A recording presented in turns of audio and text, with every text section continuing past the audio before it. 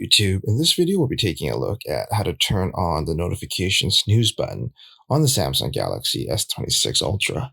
This will work for the S26 Ultra, S26, and the S26 Plus as well. If you like this kind of content or find this kind of content helpful, leave a message down below. Don't forget to subscribe, and thanks for watching. So if you want to turn on the notification snooze button on the S26 device, thankfully it's pretty easy to do so.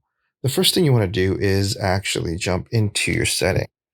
Once you're in your settings, you want to scroll down and you want to look for notifications. And then from there, what you want to do is hit notification. From there, what you want to do is scroll down and you want to look for something called advanced settings. And then you want to hit advanced settings. And then from there, what you want to do is look for show snooze button. And then you can hit the show snooze button to turn on the snooze button for notifications. And there you have it, everyone. Just a quick tip on how to show notification snooze button on the Samsung Galaxy S26 series of phones. If you like this kind of content or find this kind of content helpful, leave a message down below. Don't forget to subscribe, and thanks for watching.